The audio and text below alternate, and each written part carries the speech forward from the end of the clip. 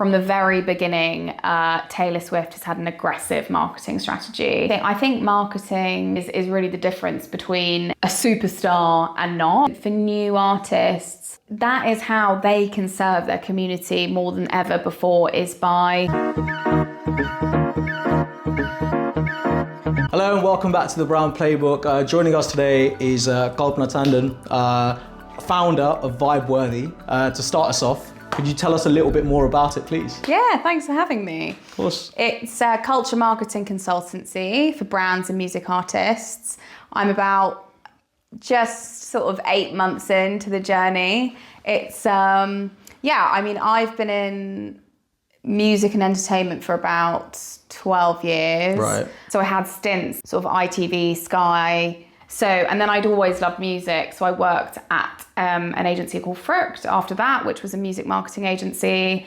And I worked with Jägermeister, Stella. I did loads of festival activations all around the UK, which was really fun, especially when you were in your 20s. Yeah, for sure. It was great. I did like Festival, All Points East. Nice. Really just so much fun. I would say music is the red thread throughout my whole career. I then worked at various agencies which got me cemented into like more social and content. Okay. And that was really when social and content was becoming like the thing. It is on a theme of like, specifically for when your career started to now. Like, yeah. I feel like you've, that period has gone from old school marketing. Totally. To the rise of social media, yeah. To now AI. So your career's kind really of gone has. From you've basically just seen that whole transition as your career's gone by. Yeah, so that's how old I am. I never know what to say when girls say that to me, I have to say. We weren't about the marketing. I know. Yeah, literally. You're really showing my age here. You're really showing my age. You've really seen it. You've really seen it. It's like... Tell me about back in your day. You're making me feel like a boomer. Not even, but you see what I mean. You must have seen how that would have been different when you started to now. Yes, and that must give you like a significant sort of insight into where it might be like going forward now. Yeah. Or does it change your approach as to how you want to use Vibe Worthy maybe? Interesting. Yeah, I think you would think that I've seen it all, so I have some sort of greater insight. But none of us really know, I don't think. And I think that's the key thing about life and marketing and whatever we all do. To be honest, I'd say the same for what I'm doing at the minute, as well as what I was originally going to do in finance. No one knows. Yeah, I have to say. It's actually really nice when you realise that. And I think I was really underconfident about that so early on in my career, was that I was always second guessing myself. I always thought I needed to know every single piece of detail about a project or a brand or whatever to feel like I could speak my voice. Yeah. And I really feel that you really just have to trust your instincts with wherever you're going, because no one knows anything. Like, I don't really know where the industry is going, in all honesty. I mean, I have some guesses, and I know what we need more of.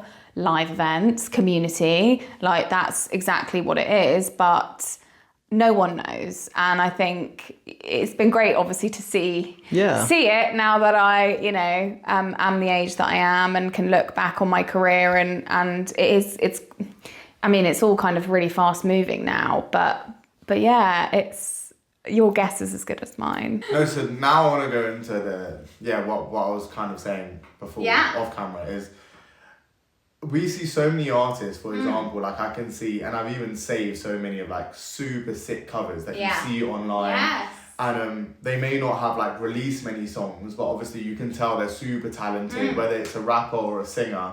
But I want to know from you, how important is marketing now in an artist journey? Because I remember like Central C and a couple huge artists basically saying like, in interviews, it's like 80-90% marketing. Like, if you already have the talent. Yeah. And I want someone who's obviously worked in the industry and works with many artists and many brands. What your take is on that? Yeah, I mean, for me, it really is everything. I think marketing, when it's done in the best way, is really the difference between a a superstar and not, and you can really tell that from examples like Taylor Swift and Charli XCX. Yeah. I mean, that's just clear from the very beginning.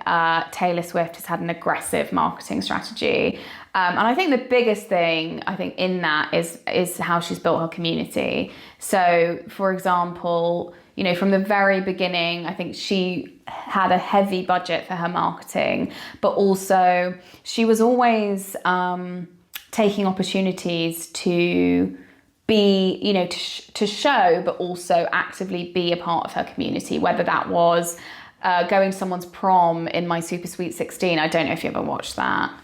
Yeah, not really my MTV, scene. But MTV, by the way, that's officially closed this week, and MTV was obviously one of the best channels in the world for music. I mean, you know, so she did that, and then she's always.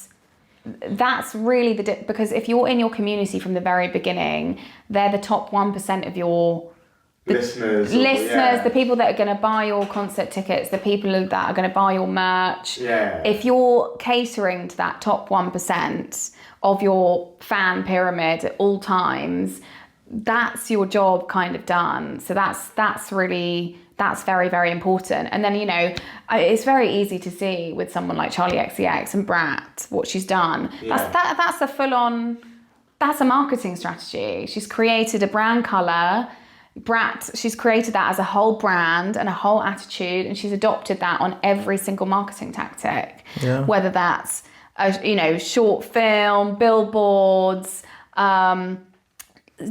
product drops, you know, she's really, that is really the blueprint, what she has done as to how to do an effective music marketing strategy. So how much do you think that's down to her and like her foresight when she's starting off, and how much is it just maybe like a hit song after which like a marketing team got behind her? How does that sort of work at the start of an artist's career? It will be completely symbiotic to the creation of what she's doing. And then, you know, ultimately that music is going to be, that album will be funded by her label. Right. So that's all being thought about at exactly the same time. So it's very intrinsic. So, I think that's crazy. That's so smart, because it's like, you're like the authority, like you own that. Like, so if someone sees it, they know that's her. Yeah. So that's crazy. Yeah, that's it's amazing. So powerful, because before you even hear a song or see an interview or you just see an image, you know she's part of that. Well, God, I know.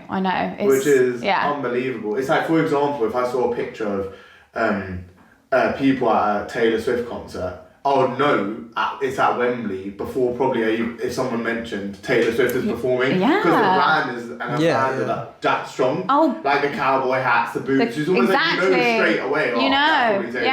You know when someone's going to a Beyonce gig. You know when someone's going to Ariana Grande. You know, you just know, don't you? Like, and that shows that. Yeah, or what's his name? Youngblood. Yeah. Another good artist who has an incredible strategy of serving his community. You know, it's kind of all around like misfits and people who don't feel like they belong. And my God, he's done that very well. He really talks to his community in the best way in everything that he does. So now for upcoming artists. Yeah. Say, for example, they've just started posting content, or maybe they've even released a couple songs, but they're in that early enough stage where they've got a couple of super fans or a couple of their first listeners.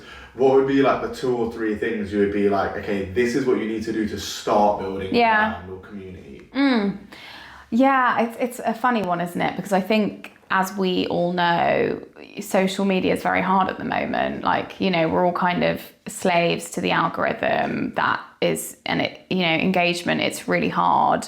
But for me, I think the number one things are, you know, is really, really, first of all, drilling down into what's your content strategy. And in one line, what does that look like, and how does that ladder up to like your values and identity as an artist?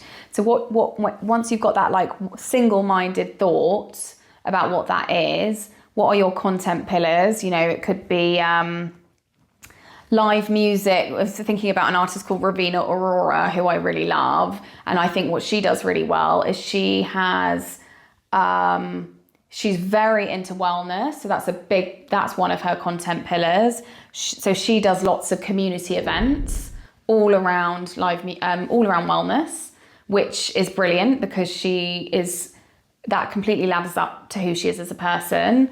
If she does live music, she'll do kind of pieces of live music content. And then, it's like, how is she showcasing all of her new music? I think whatever you're doing to be the most authentic. So it's like community. How are you serving your community? So live events. I think everyone has to have a shit hot content format these days. A content format.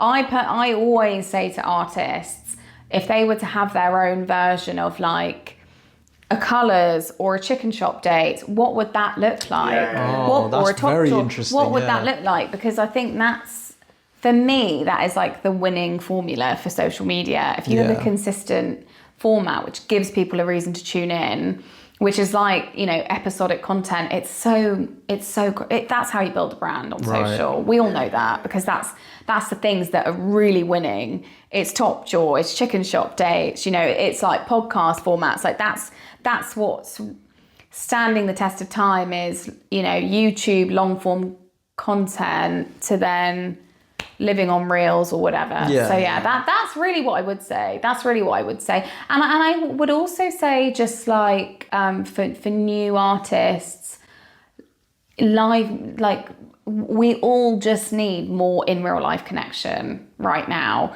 So that is how they can serve their community more than ever before, is by, playing small venues in like pubs, wherever, all around the UK. And I genuinely think that is the best way. That's what Ed Sheeran did when he first started. I was literally thinking of not only that, but also now, like sometimes like when the biggest artists sort of just randomly surprise people at like their wedding and that sort of thing. That's always so much more powerful than what you'd like consider the normal content that they'd make. Definitely. Whether it's like a promotion for a tour or something like that. Yeah, and it is different for every artist because not every artist is a live music act. Some of them are studio acts, but it's like, does that mean that they then have like a Discord community where people can do a watch party of them in the studio? Like there's so many different avenues because ultimately an artist it's all about their artistry. It's what is unique to them and their brand that will travel to the people that they're talking to. So as long as you're talking to your audience that's going to reach them, that's how you build. And it sticks with the audience. Yeah. I have to remember when we were younger, and obviously this must have been like 2015, 16. So Stormzy was big, massive, but wasn't like global. Mm-hmm. And he did literally on his Instagram story was like, I'm performing at Box Park. Anyone who can come in 3 hours. Yes. And I still remember that now. And I'm like, not only does that just be like, oh, like that's so good for the community. They 100%. put a free show on. It like also says he's representing where we're from, so I can relate to that. It's so cool, isn't it? It's crazy that he's giving us like that accessibility without having to. Meaning that like he's he's doing it only for one thing only, and that's for the community. Like 100%. So all those little things build a more audience, right? Because next time, and little things like when him or Kalpna Tandon or they go to like Morley's or something, you go, oh, I do that. So you're like, oh, like, even though I don't know him or I don't know any of them, you go, oh, he actually does the same stuff I do, which obviously builds into the authenticity thing. 100%. It's like, Peggy Goo just did a DJ set in, who's also from Croydon, did a DJ set in. Oh, is she? I did not know. Yeah, and we don't need to put this in, but I actually used to go out with her in Croydon. No way. Yes. She's literally from Croydon. She went to Cromehurst. I used to go to parties with her. No way. Yeah. Crazy. My sister literally just went to a gig of hers. No way. This year. Yeah. Yeah, see, this is what I mean. There you go. Stormzy song. Love that. Love how you did that. It's very smooth. I see you've done this before. But that stuff, it still sticks with you. It does. For ages, right? So I think it's. That's what I mean. It's like, do you know the guys who do yo-yo? So yo-yo, I don't know. it's like Tell me about it. they pull up. It's always actually really conveniently. It's always near Ladbroke Grove. Like Little Sims has performed, and it's like completely free. Oh wow. Yeah, it's amazing. It's like things like that really make music travel. Yeah. It's so important to, if you're doing music to be performing live, and doing it in a way that's interesting and it's not your traditional big arena format, which, increasingly now people can't really afford. So yeah, that's what I would say. And then my other question would be, say someone wants to work in music. Yeah. Like you did, how can you get into the industry? Say you don't want to be an artist, but you want to be working with artists, want to be working with brands. What would be your take on that? Yeah, good question. I feel like now everything is, you've got to be kind of showing your uniqueness in such a way that will set you apart from people. And I think, I spoke to someone recently who's at a label in Sony, and she's actually an artist herself, and that's how she's got a marketing job in the industry. I don't think that's necessarily the way that you have to go, but I really think you have to be doing everything you can in your life almost, because music's very like that. They really want to see that you're actively... And you could just be a huge Swiftie and you create your own community group like that. Or what are you doing outside? What's in your, how can could you create your own content series on Instagram or something to show that you're actively out there, like spreading love in that way. But I think that's really important. I think it's so competitive to get a label job for starters. It's so incredibly competitive. So I think it's really putting yourself out there outside of that, because also, as we know now, it's really not about the traditional route to getting a job, just applying with a CV. Like, Why do you think we're here? I love that. But literally. And also, like, millennial here, it's like, that's fucking scary, because that's all I've known throughout is the traditional way of doing things. But You've got to, look, it's like everyone's a TikTok star, everyone's an influencer. How are you going to say? And like I said, I think if it's truly not authentic to you to do that, or you're not ready, I don't think that's the be all and end all. But I think it's like, I went to an event the other day, and someone was saying that someone literally just went to offices and handed out like CVs, physically went to the office of the places that they wanted to work and handed the CV to and people, because people don't do that anymore. Yeah. So if that's a really small way to get ahead, is like, if you don't want to do the social media thing and that terrifies you, try something like that, because you might as well. To be honest, now that I think about it, it's probably like proof that you could market someone else well, if you can market yourself well. Yeah, like you have to do that's something isn't it? That others haven't thought to do to stand out in the first place, which is what you're going to help others with. So I guess that's, I didn't think of it like that till you highlighted it that way. Yeah, it's like, and people never shame someone for putting themselves out there in that way. Yeah. Actually, it's a really amazing thing to do, to give yourself that confidence to do it. So if you want to do it, just do it. No, that's a great piece of advice, because that's such a great way to just, in an interview, it's a great topic to talk about, being like, oh, well, I'm clearly passionate because I did this. And it doesn't have to be like forward-facing content. It could be a newsletter or... Substack. Substack, exactly. Or, something with your friends that you've just like... It could be even like a reaction page where you're just kind of reacting to them, but to show that you're actually putting in effort off your own back. Yeah. And also the other thing is, turning up to offices is actually great, because you have to get to the bloody 5th round to get a bit of human interaction nowadays. And if you believe in manifesting and all of that, it's like, look, I'm not asking people to go and stalk the people that they want to work for, but it's like you're putting yourself in the energy of knowing that like it's in reach. So even just the act of you maybe doing something that is really out of your comfort zone is a step towards the right direction. And if it doesn't get you to that exact workplace, it's going to give you that little bit of extra confidence of where you're going. So I think that's good. But one question I had was obviously we've touched on South Asian culture and obviously going into a career. But one thing is, how was it being a South Asian in music? Are there a lot of people working it? What it's like? How does it change things? Even growing up, we obviously listen to so much music, whether it's Bollywood movies, Punjabi music, Bhangra. Like, just chat to us about South Asians in the music industry. It's really. I love this question as well because, obviously. It's not music, it's the whole creative industry that I've worked in, but it's more the point that I'm about to make, which is, and once again, like 10, 12 years ago, it was really not, there wasn't many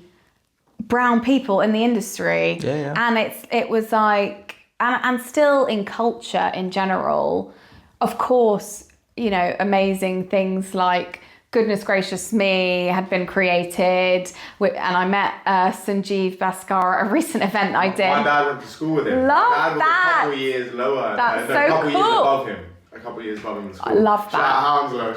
Shout out Hounslow. Woo! Hounslow to Croydon. Love that. And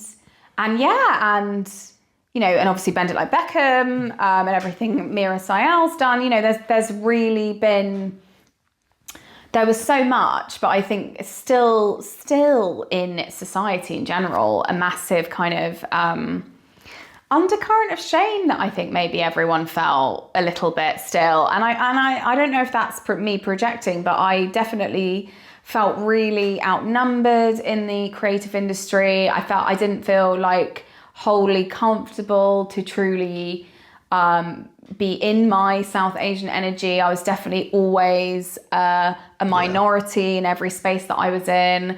So, but I was never going to I was going to be a lawyer and then changed my mind very quickly and decided to do the broadcast journalism thing.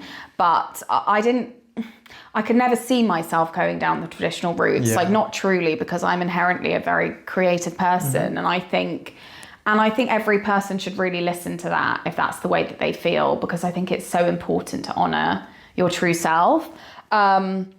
Because it was hard back then, but I think it's so amazing now. Like from then to being, even us calling it South Asian guys as like a catch-all term wasn't really a thing that we all did, because it's like this burgeoning market that everyone wants to jump on. Like Diwali was like the biggest thing on social media this year. That didn't happen 12 years ago. And it's like every brand is now jumping on. Condé Nast and Cartier just had a massive party at the Dorchester for Diwali. Amongst, you saw what the British Museum had with the pink Met Ball thing that they did on Monday. There's so many events going on now, and it wasn't like that. So I think this is the prime time for any creative person who is South Asian to have full confidence in themselves about what they're doing, because I feel empowered in a way I never did 12 years ago. I feel the most empowered I ever have to be South Asian, because it's just, we've got so many amazing examples now, because, the world's changed, like Amber Kamod, Simone Ashley, Jamila Jamil, like these are all people that I'm really inspired by. And it's really amazing to see and be a part of. We didn't have that back then. I didn't see anyone on like a Netflix series that was, South Asian and being creative. Like it's really amazing. It's really cool. And I just, I think it's, for me, it's positive that it's changed. Absolutely. And it should have been like this the whole time, because look, we would have all, anyone, I think no one wants to be boxed in to feel like they can't do the thing that they really want to do, or like they're not worthy enough to be in the creative industry because of gatekeepers. So yeah, I think it's brilliant. I mean, we often talk about from like a sporting perspective that compared to like 10, 15 years ago, more people are going to come through now because like it's been, say, like one more generation where the maybe people who only gave their kids the option to just go down the standard lawyer, doctor, engineer route, people are more open-minded now because more time's gone on. Definitely. I think more people are going to be able to do essentially what they want, whether that be sport, whether that be music, or going into a more creative field. But I think that's kind of why we wanted to do this pod. Yes, because honestly, I love your it. story is like an example of, someone who kind of had that vision when you were kind of growing up, wanting to be a lawyer, but things worked out. Do you know what I mean? Like even if you didn't commit to that full on, and I think it just shows that you should do what works for you rather than what society essentially tells you to do, even though that's something that a lot of people from our background do 100%. Go through. Society, your parents, No, I think I have a couple of stories like that. So one of them is like, we all relate to this because we're creative. It's like, when you just go to an Asian wedding, and obviously my sister works in corporate, and you're obviously going to get judged with your sister. If they say, oh yeah, we work in so I'll go first. This literally happened to me. So an older auntie comes to ask what career do I say. I obviously say sports marketing, but I'd say my spiel on what it was. Looked at me like a hologram. My sister goes, insurance. They know nothing about it, but because it's a buzzword, sounds right. Straight to her. Didn't even give a shite about what I was saying. And it's like, one, put a bit of respect on my name. Two, like, you know what? That feeling is like a defeated feeling. Yeah, you just feel like not seen. And especially from your own, which is a weird dynamic, which I don't know if it's unique to just South Asia. I'm sure it exists elsewhere. Yeah. But it does definitely exist for us, doesn't it? I think South Asians are very good at that. Right. I think in the traditional sense, like, if you go to an event and you're not married and you're doing a weird ass job in their eyes. I mean, my sister's a doctor. Can you imagine how I must feel standing next to her? No, it's true feeling though, so I can relate to it. You can relate to it. You can. Of course. So many more people must be able to. Definitely. But like I said, wow, like look at all the opportunities now that are for the taking if you allow yourself to dream big, because it's all happening in the creative industry. And it's only going to get bigger for South Asian creativity over the next few years. So I would just say everyone just needs to jump on it and be excited about it for sure. Yeah, and I want one last point is that I think it's important, like you know how you said that there wasn't many people in the office and you feel like you kind of have to hide that. Definitely. My point came was I felt exactly the same. Like I was the only brown guy. There was a couple of brown girls to be fair, but like the only brown guy in like a 300 person office. And it's like, well, obviously it was marketing. And my point of view was, well, if we're making marketing campaigns for brand and a lot of media that determines what people think and the narratives people have. Well, if there's no South Asian input, then obviously we're not going to see any output. There you go. So I was like, well, the one is that a diverse team should always be put together for different perspectives. Yeah. But secondly was that we really lacked a connection because when you do look out, you are like out in terms of in the world and into the space, you see that there are elders that actually did do it. You just don't know where to look for them, which I thought was another key. You just genuinely feel by yourself and you realise, no, there are actually one or two that are bugging. We just kind of need to get together so we remove this feeling. Yeah, I think that's a really good point, and I think that's where like community is really, really important. And I think again, like I think just there's lots of amazing, there's actually a group called South Asian Creatives, we met at that event, didn't we? And that's powerful, isn't it? Yeah. You guys are about to embark on your own journey. I'm pretty I'm a veteran, but I'm starting out too, and like it's powerful that community brings people together in that way. So I think that's a really key thing for people, is to know that you just need to look for it, but community is there, and touch grass, as Gen Z say, guys. Touch grass. Get out there. Go on that walk. Go on that walk. Exactly. So yeah, what did I say to you when I met you? True. When I met, I said, actually, if you want cool people on your podcast, like, do we say this? Yeah. What's his name? Vic? Vic. Too funny every time. That will always get me. Who are, Man like Vic. walk around Notting Hill. Do your thing. Like you never know. You never know. You always hear about like Amelia de Moldenberg or I think Jamie Lang was on a podcast the other day. He was saying like they DM people. Yeah. You never know who's going to get back to you. So Just put the energy out there and see. It's exciting. All right, what a great point to end at. Thanks everyone for watching. Thank you for coming on. Oh, of course. Thank you for having me. Yeah, I hope you enjoyed it. If you want to work with me, vibeworthy.co. Catch me on LinkedIn. Can't wait to work with you. And hit me up if you want any advice of getting into the creative industry as well. Awesome. Well, thanks for watching. Please like, subscribe, and we'll catch you in the next one. Cheers, guys. Cheers. Thank you.